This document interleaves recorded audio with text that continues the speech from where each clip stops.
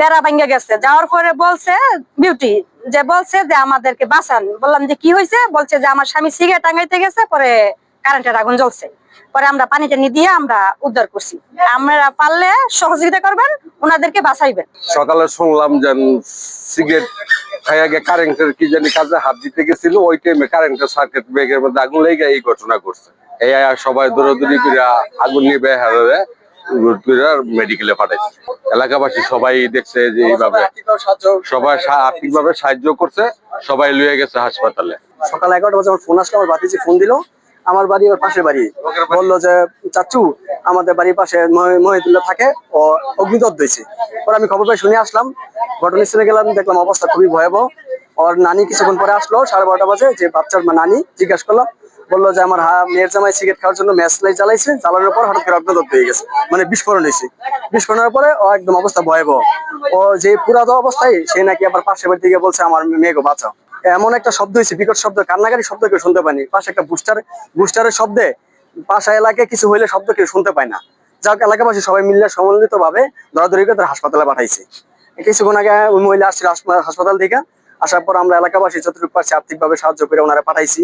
পাঠানোর পর শুনতেছি অনেক অগ্নিদগ্ধ হয়েছে, কিন্তু এই জায়গায় কারো কোনো শত্রুও নাই, হয়তো একটা অ্যাক্সিডেন্ট ছিলাম। আয়নের পর দিকে নিয়ে আগুন ধরা, পরে দেখি যে সবাই মেডিকেলে গেছে। পরে আমি গেছিলাম, মনে যাই দেখি সবাই আইসিইউর মধ্যে ভর্তি।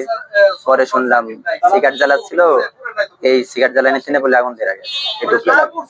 আমার বোন জামাই আর আমার ভাইনা। আমরা আজকে প্রায় 3টার পরে একটা সংবাদ পাই যে চাপাতুলি এলাকাতে একটা বাসা বাড়িতে বিস্ফোরণের সংবাদ পাই। তো সংবাদটা এখানে আসার পরে আমরা পৌঁছানোর পরে শুনলাম যে ঘটনাটা সকাল 7টার দিকে। তো এটা ঘটনা ঘটার পরে তো ফায়ার সার্ভিসকে এখান থেকে কেউ তো কোনো তথ্য দেয়নি বা আমরা কোনোভাবে জানি না। তো পরবর্তীতে আমরা 2, 2:30, 3টার দিকে আমরা বিভিন্ন মাধ্যমে জানতে পারি যে এখানে একটা দুর্ঘটনা ঘটে বিস্ফোরণের। তো আমরা ঘটনাস্থলে দ্রুত আসি। আসার পরে আমরা দেখতে পাই যে একটা বাসাবাড়ি। তো এটা একটা টিন শেড বাসাবাড়ি। বাসাবাড়ির মধ্যে এখানে আপনার এই ঘরটা টিন শেড হলেও এটা জিপসাম বোর্ড দিয়ে ইন্টেরিয়র ডিজাইন করা, এবং একটা এসি ছিল একটা সময়, এসি রুমের মতো ছিল। তো এসিটা খুলে নেওয়ার পরে রুমটা এয়ার টাইটের মতো হয়ে যায়, যেখানে বাইরে অক্সিজেন সহজে প্রবেশ করতে পারে না। তো এখানে হয়তোবা কোনো কারণে আমরা প্রাথমিক ধারণা করতেছি, পাশে আপনারা দেখতে পেয়েছেন যে একটা গ্যাসের লাইন আছে। তো এই গ্যাসের লাইন হয়তোবা কোনো কারণে লিক হয়ে ওই রুমের ভেতরে গ্যাস জমা হতে পারে। তো জমা হলে যদি হয়ে থাকে, সেখানে ওই যে বাড়ির মালিক বসবাস করতেন, যিনি, ওনার নাম হলো মাইদুল সাহেব।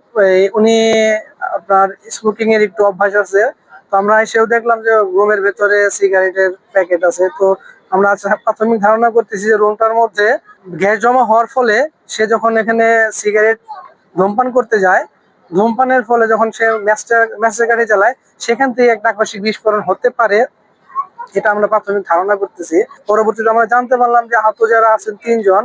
একজন হলো মাইদুল সাহেব, তারপরে ওনার ওয়াইফ আছে বিউটি, এবং তার সন্তান আছে মারুফ। তো তারা এখন ঢাকা মেডিকেল 1 ইউনিটে ভর্তি আছে, চিকিৎসাধীন আছে। তো এই ছিল আমাদের কাছে সেই সংবাদ। ধন্যবাদ আপনাদের।